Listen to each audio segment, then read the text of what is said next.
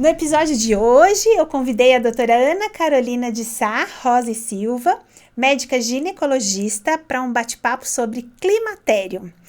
A doutora Ana Carolina é médica ginecologista, professora associada do Departamento de Ginecologia da Faculdade de Medicina de Ribeirão Preto da Universidade de São Paulo, especialista em reprodução humana, tem pós-doutorado na Universidade de Valência, na Espanha, e pela Universidade de Yale, nos Estados Unidos.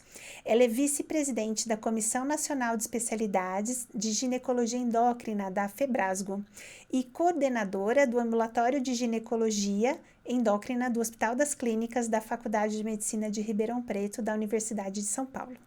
Carol, muito obrigada por estar aqui com a gente, um conteúdo de super qualidade que a gente vai discutir, debater, né? Então, tá no ar um novo episódio do podcast, bem-vinda. Obrigada, Débora, agradeço o convite, acho que é um tema muito relevante, né, que suscita muita dúvida nas pacientes, então não é incomum pacientes que já fazem acompanhamento com outros profissionais, vêm para uma segunda opinião, para ter certeza que terapia hormonal é bom, enfim, para se informar a respeito, porque é uma fase muito atribulada da vida da mulher, de muitas mudanças, né? E que a forma como ela é conduzida pelo ginecologista faz muita diferença em como a mulher vai passar por essa fase. Então, eu acho que é um tema super relevante que a gente vai conversar um pouquinho hoje.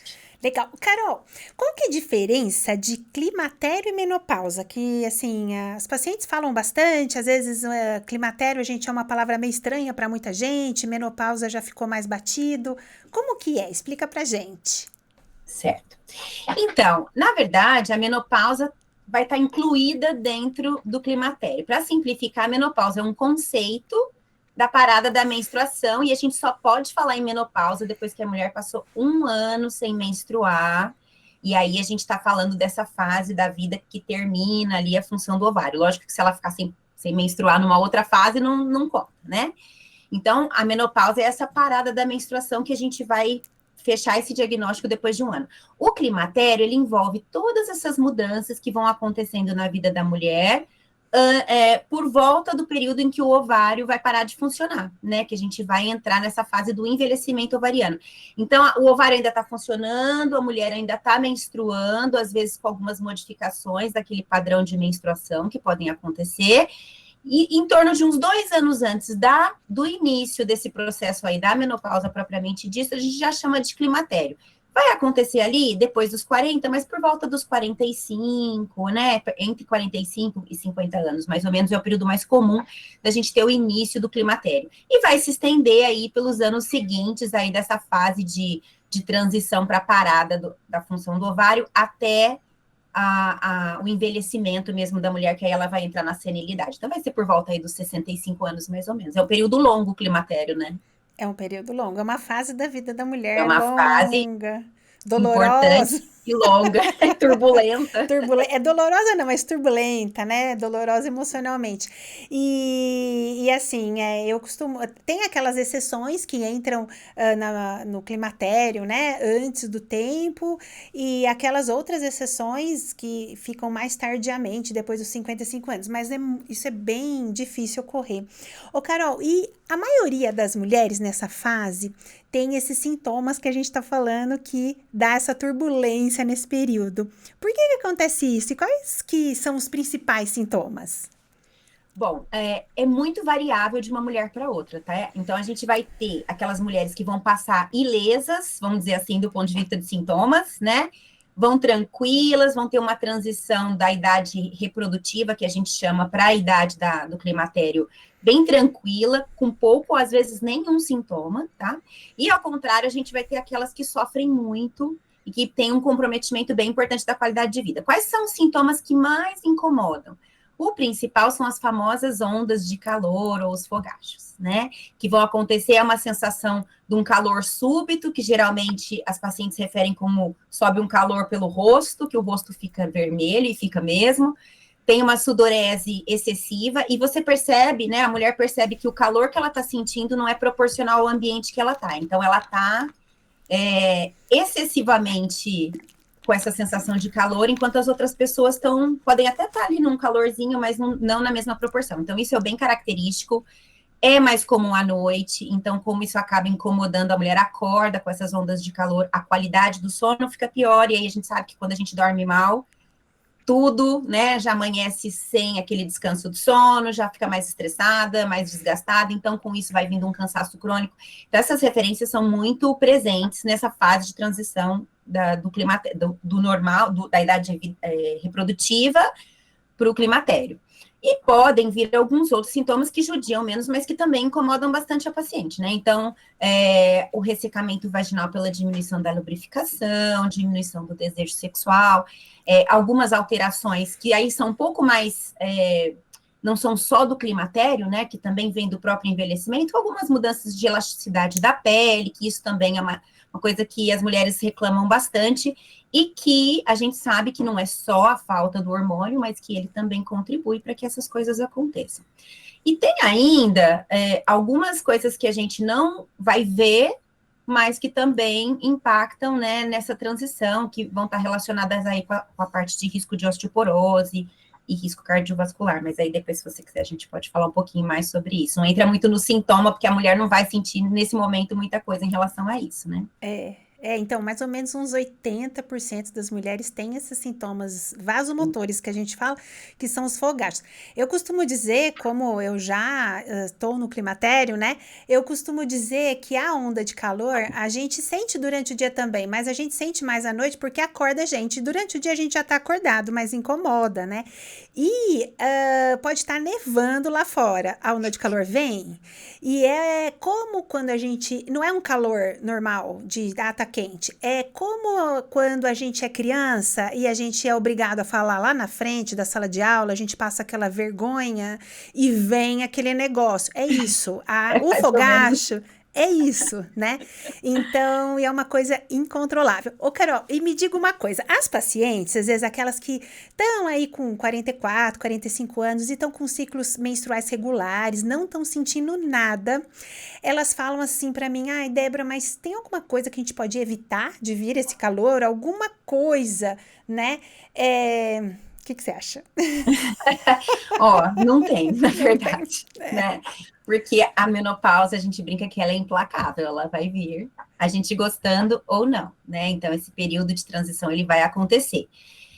O que a gente pode fazer para minimizar é que, sabendo que a mulher já está nessa fase de idade próxima ali dessa fase de entrar no climatério, e ela começando a ter algumas manifestações, a gente já pode intervir, né? E se for o desejo da paciente, em primeiro lugar, e segundo, se ela não tiver nenhuma contraindicação, a gente pode minimizar isso introduzindo o tratamento, no caso, que a gente vai comentar um pouquinho, que é a terapia hormonal, né? Não antes da fase, mas quando ela começa, não precisa ficar esperando muito tempo, sofrendo com aquelas ondas de calor para depois a gente pensar em tratar, né? Então, isso é o que a gente pode oferecer, mas preventivamente não tem como. Infelizmente. Eu costumo dizer, é coisa de quem tá vivo, né? Quem não sobreviveu até a menopausa não vai ter, até o climatério, né? Não vai ter isso. Carol, e aí...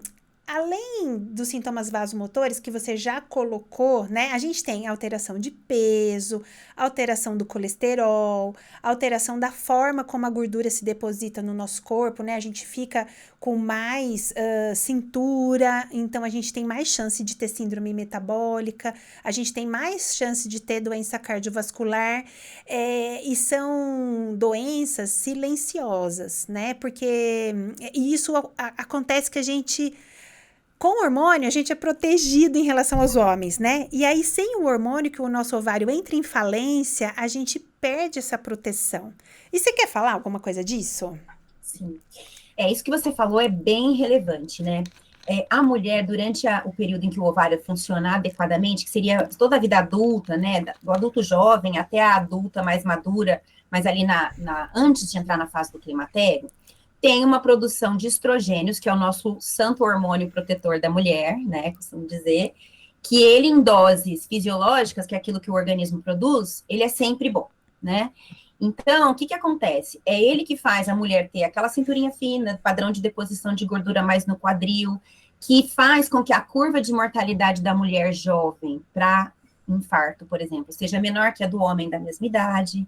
Então, todos esses benefícios e essas características femininas que é o estrogênio que dá, de alguma forma nos protegem de todas essas complicações que você falou. E aí, quando a mulher engorda um pouquinho, não deposita tanto na barriga, e o homem não, né? Quando o homem engorda, a gente brinca que ele continua com a perninha fina, mas a barriga aparece.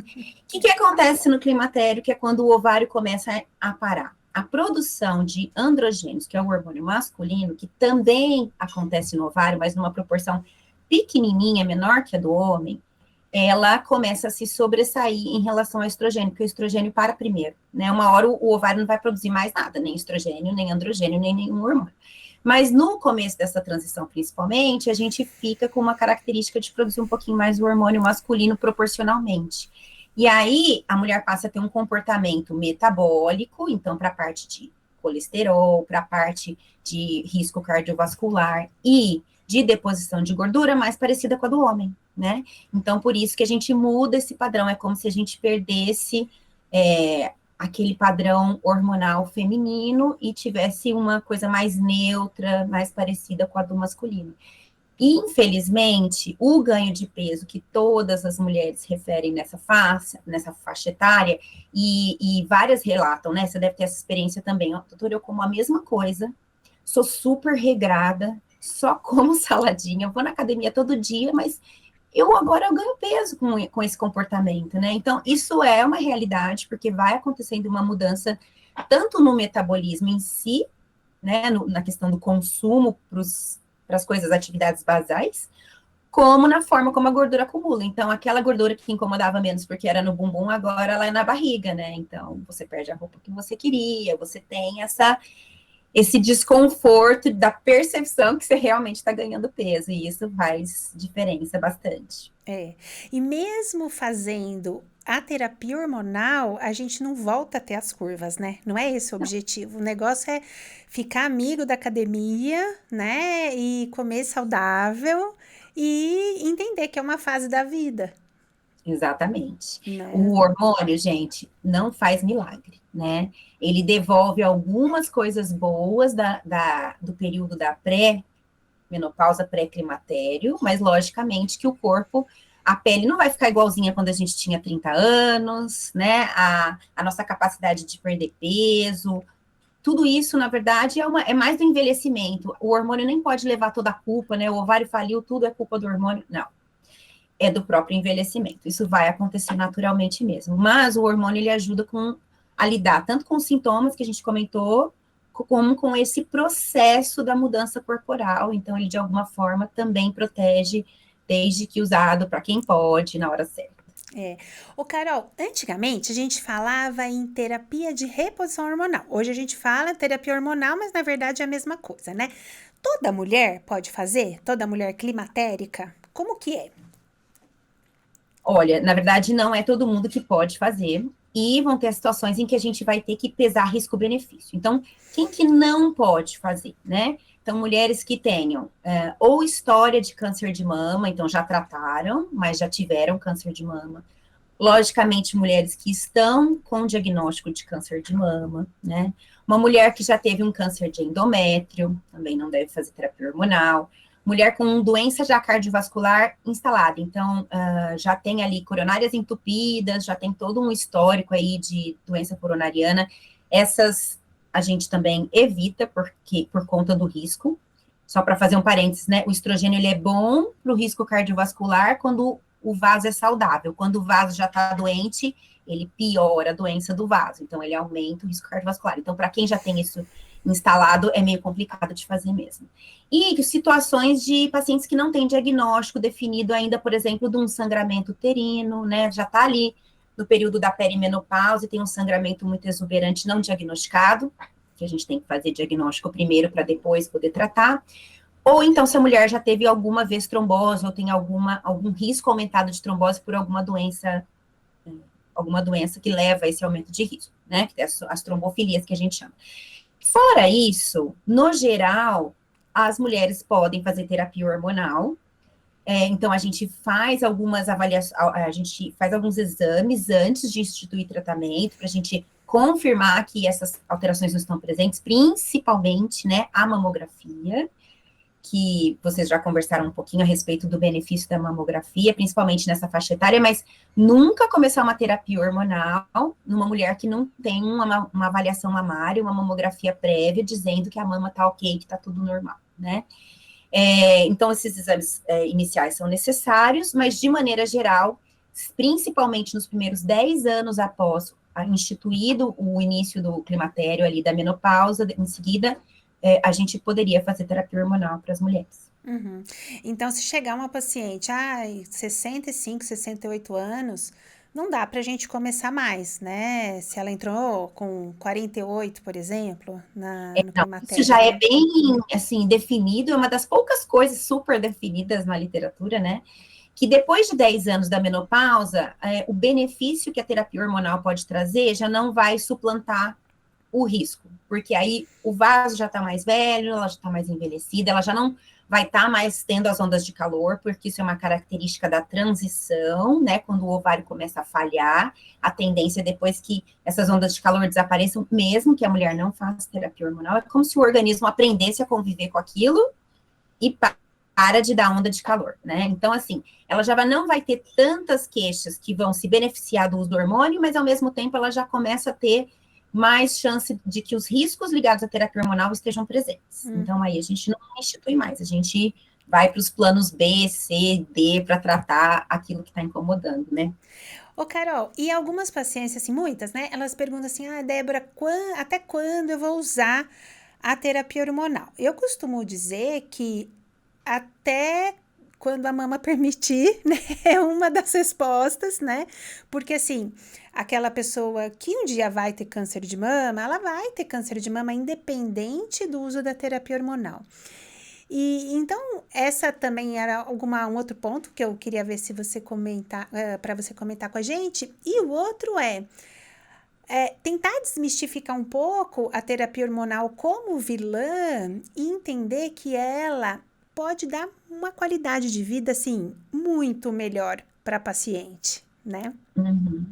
Eu acho que você tocou num ponto importante, até onde a mama permitir, porque assim, olha, houve há alguns anos atrás, saiu um estudo relacionando a terapia hormonal com câncer de mama, né? O famoso estudo do WHI, feito há vários anos atrás, cerca de 20 e poucos anos atrás, 20 anos, né? E aí, só que o contexto em que esse estudo foi feito não era favorável, não é o que a gente faz hoje, as mulheres já eram mais velhas. Pra você ter uma ideia, a média de idade era 63 anos, ou seja, a gente tinha paciente aí de mais de 70, né? Então, assim, a característica das mulheres era distinta. Depois dele, já vieram vários estudos mostrando que não é bem assim essa terapia hormonal associada ao risco de câncer de mama como causa do câncer. E o que hoje a gente tem, assim, da maioria dos estudos, é que, assim, normalmente o estrogênio, ele vai, que é a terapia hormonal, né, ele vai ter um potencial de estimular, ele junto com a progesterona, que a gente usa para proteção uterina, o crescimento de uma microlesão não detectada.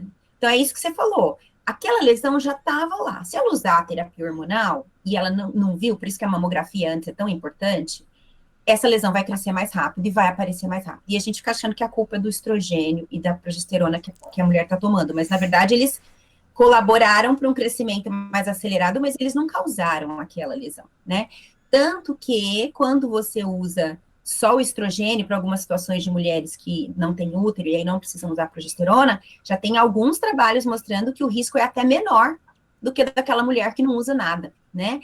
Então, assim, não é que o hormônio é o grande vilão, a gente só tem que tomar cuidado para instituir o tratamento de uma maneira segura, então, olhar a mama primeiro, e depois olhar com frequência. Tá fazendo terapia hormonal? Não pode esperar 5 anos para fazer mamografia de novo, no outro ano tem que ir lá e olhar. A mama começou a ficar muito densa, começou a aparecer nódulozinho que não tinha, vamos parar, porque essa mama está sentindo demais o efeito da terapia hormonal. Então, acho que esse é um ponto bem importante que você colocou, assim, de até onde eu posso ir. Mas, se tudo correr bem, não aparecer nada, a mama continuar tranquila, a paciente está se sentindo bem com o uso do hormônio, teoricamente, a gente não tem assim, a partir daqui não pode mais. Não existe isso, tá? A recomendação é que em torno de 10 anos para mais, de uso do hormônio, a gente já começa a interferir um pouquinho mais na propensão daquela mama, assim, aí sim ter uma atividade mais intensa e, eventualmente, isso poderia se associar, assim, com um aumento de risco para câncer de mama. Então, a gente fala em 10 anos, mas, assim, eu vou ser sincera, eu já tive paciente com mais tempo de 10 anos que a gente tenta suspender a terapia hormonal e os sintomas voltam todos e a mulher fala assim, a senhora pode nem me prescrever, mas eu vou usar porque eu não aguento ficar sem isso. Então, eu acho que isso a gente pode individualizar, não tem comprometimento, a mama tá bonitinha, não tá tendo impacto ou outra doença associada, eventualmente a gente vai ter, como exceção, algumas mulheres que vão usar por mais tempo. E aquelas que não vão poder, é que a gente começa a instituir tratamento e não vão poder usar nem por 2, 3 anos, né? Então a gente vai ter que fazer cada caso um caso mesmo. E, Carol, a terapia hormonal, ela tem benefício no osso também, né? Porque a gente começa um declínio de massa óssea, a gente também comentou um episódio sobre osteoporose. E a terapia hormonal, eu tenho também medo de câncer, todo mundo tem medo, ninguém quer ter câncer, né? Mas essa cancerofobia, e foi muito depois desse estudo de 20 anos que você comentou, né? Eu vejo que as mulheres têm muita cancerofobia, ao passo que o que mais mata a mulher depois, assim, do climatério é doença cardiovascular, né? E fratura por osteoporose também pode matar, né? E com uma incidência maior do que a do câncer de mama. Né? Então, isso é super importante a gente se dar conta, né? Porque às vezes a gente não lembra desses riscos cardiovasculares que a mulher tem até mais chance de ter um infarto do que o homem na mesma idade depois da menopausa, né? Exatamente. Aquela curvinha que eu falei que a mulher jovem morre menos que o homem de doença cardiovascular, depois da menopausa ela inverte, ela empata, depois ela inverte, né? E a mulher morre mais. Por quê? Porque ela perde aquela proteção do estrogênio. E, além disso, a gente sabe que a mulher tem uma tendência a ser mais obesa do que o homem nessa faixa etária. E vai somando todos os fatores de risco, né? Então, a gente tem que pensar nisso sim. E eu acho que tem muito a ver também com a qualidade de vida, né? Porque a mulher que tem poucos sintomas, às vezes ela tem um pouco mais de resistência, porque ela não consegue vislumbrar muito o benefício. Você fala do osso, você fala do trofismo, né? Da saúde genital ali na hora da relação, você fala da questão do desejo sexual, mas isso não é uma coisa tão que incomoda tanto, vamos dizer assim. A mulher que realmente tem o fogacho, tem a insônia porque o fogacho acorda, ou que não está conseguindo ter relação, enfim. Quando ela tem mais sintomas, isso fica muito mais, o benefício fica muito mais evidente, né? Então, a adesão é muito melhor, né? Ô, Carol, então assim, o hormônio que falta, que dá esses sintomas, é o estrogênio, né? Então, para algumas mulheres, a gente usa a progesterona quando elas têm útero, que você já explicou anteriormente, mas a gente também tem visto hoje em dia um uso desenfreado de hormônio anabolizante, androgênio anabolizante, né? Que são os implantes da beleza, chip da beleza, como o pessoal fala, que tem... Na verdade, eu nem sei o que tem, né? Porque ele não tem bula... ele não tem bula, não tem registro no Ministério da Saúde. Então, eu já até ouvi falar que tem metformina nele, eu não sei também. Não sei se você já ouviu falar nessa, né? Então, tem um coquetelzinho de coisa e inclui anabolizante numa dose que a gente não sabe a dose que vai estar circulando no corpo daquela paciente, né? E tá, assim, uma epidemia, né? Tanto de mulher climatérica quanto mulher que não precisaria nem estar usando isso, né? O que você acha disso? Olha, é uma ótima pergunta e realmente é uma coisa que está muito em moda, vamos dizer assim, né? E sem nenhuma evidência comprovada de segurança, vamos dizer assim.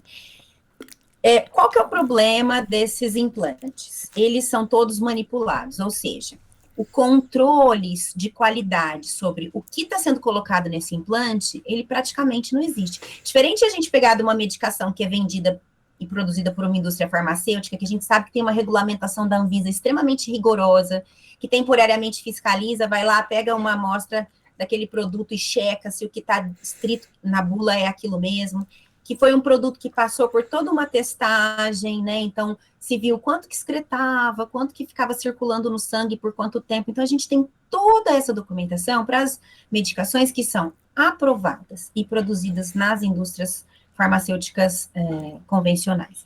Quando a gente vai para o medicamento manipulado, gente, eu não estou advogando contra os medicamentos manipulados, mas eu estou falando especificamente do implante, onde a gente não tem nenhum estudo de como a droga é absorvida, como ela é liberada, quanto tempo ela circula, qual o efeito de médio e longo prazo que ela vai causar, os efeitos colaterais, porque não existem estudos sobre esses medicamentos.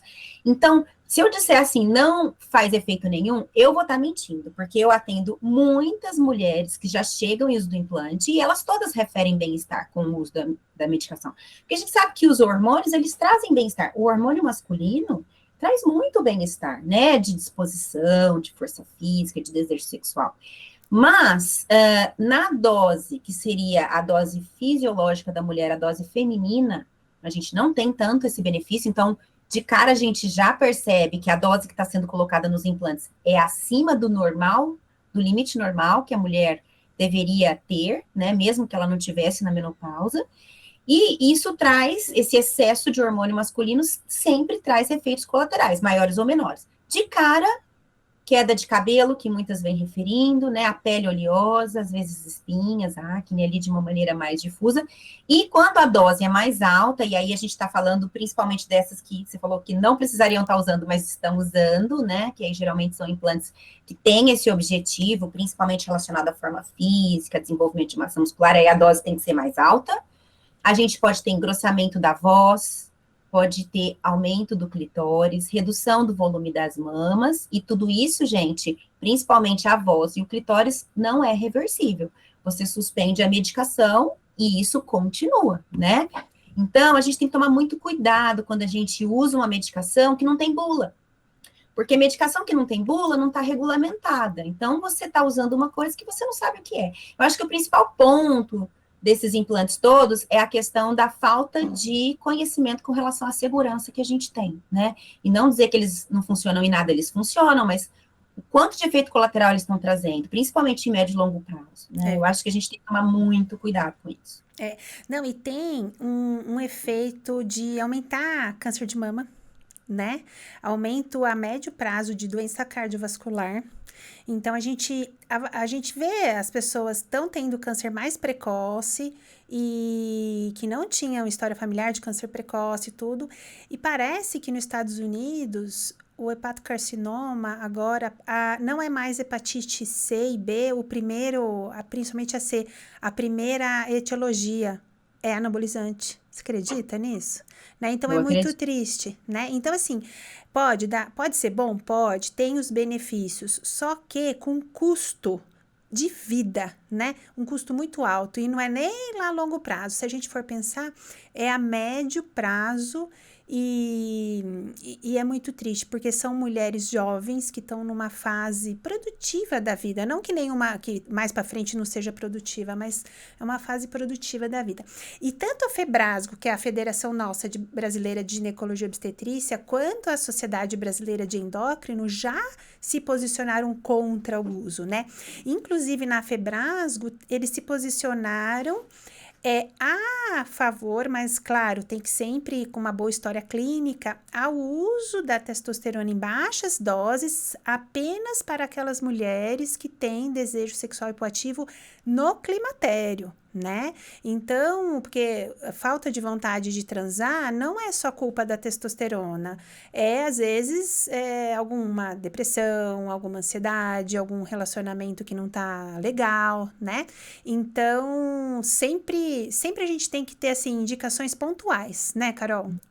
Eu acho que é importante só destacar com relação a essa indicação que você falou, que a gente não está falando da testosterona administrada na forma de implantes, né? Sim, não, na Essas forma de doses implante, não. baixas que a gente usa aí no climatério quando tem desejo sexual hipoativo, transdérmico, dose baixinha, bem diferente daquilo que a gente vê na administração, que às vezes a gente pega, né, a receitinha ali do manipulado daquele implante e as doses são sempre muito superiores àquelas que a gente deveria estar usando.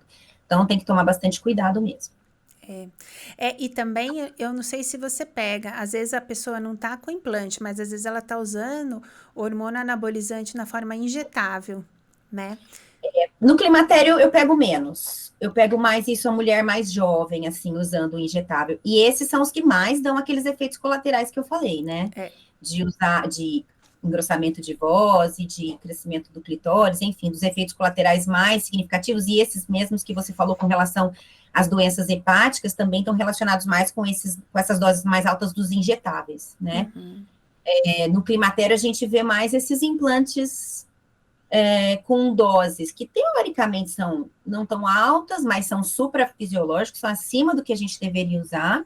O problema maior deles é que a gente não tem controle de liberação. E geralmente esses implantes, hoje eles são feitos como absorvíveis, e eu não sei nem se eles são absorvíveis mesmo, mas a gente não acha mais para retirar, você palpa, você não consegue identificar, e vão colocando, passa o tempo que teoricamente vale aquele implante, coloca outro, vai colocando outro. Eu peguei paciente usando já 6 implantes na sequência, a gente não sabe se sobrou um restinho dos anteriores, se está acumulando aquela dose, a paciente vem com queixa de queda de cabelo, um monte de problema, e aí a gente não consegue nem retirar esses implantes. Então, acho que tem que pensar bem, informar bem em relação à origem daquele produto, né, a segurança, porque eu sempre, quando a paciente me pergunta, eu falo assim, tem bula? Se não tem bula, não usa. Que ninguém testou. Eu também falo, e eu sempre falo, eu atendo bastante paciente, eu falo, a nossa amizade eu não vou perder a amizade. Só que assim, toma cuidado, porque a gente não consegue tirar, e se de repente a gente fizer um diagnóstico de câncer de mama? E aí? Que, por exemplo, se a pessoa estiver tomando alguma terapia hormonal, a gente suspende, né? Agora, e esse implante? Mas doutor, o médico falou que dura 6 meses, tá? Mas quem não garante que ele dura um pouco mais, né? Por exemplo, o Dilmirena, agora ele já tá liberado para o uso há 7 anos nos Estados Unidos. E antes, aqui no Brasil, ainda 5 anos. Então, ele tem esse resquício, né? Então, é bem complicado. Carol, que recado você quer deixar pro pessoal que tá ouvindo a gente? Bom, queria deixar um recado que, apesar da turbulência da fase do climatério, a gente pode passar por ele, né, pelo climatério, de uma maneira, assim, mais tranquila, supervisionada, super importante nessa fase, um bom acompanhamento ginecológico. A gente não chamou atenção aqui, mas, assim, tem alguns exames de rotina que são feitos nessa fase da vida que independem da mulher querer ou não usar hormônio, estar ou não usando hormônio, que são exames preventivos de doenças que são mais prevalentes a partir dos 40, 50 anos. Então, esse acompanhamento de perto com o seu ginecologista é muito relevante, e a terapia hormonal bem indicada, no momento correto, pode trazer muito benefício e alívio desses sintomas que são tão devastadores aí nessa fase de vida da mulher. Então, acho que é isso, que eu acho que dá para a gente passar pelo climatério, assim, de uma maneira um pouco mais suave. Não precisa ser um bicho de 7 cabeças. E não precisa usar um implante, que ele não é nada milagroso, né? Ele pode trazer sérias consequências, né? Carol, um beijo enorme para você. Queria estar aí te abraçando e a gente combina outro papo outro dia. Quando você quiser, à tua disposição, te agradeço muitíssimo pelo convite, foi um papo super agradável e eu espero que os nossos ouvintes aproveitem todos esses recadinhos que a gente teve para dar aqui hoje. Beleza, um beijo. Tchau, tchau, um beijo. Tchau, tchau, até. Muito obrigada por ouvir esse podcast. Se for útil para você esse episódio, compartilhe com os amigos e nos siga na sua plataforma favorita para você ficar por dentro de todos os assuntos do podcast Saúde da Mulher em Pauta.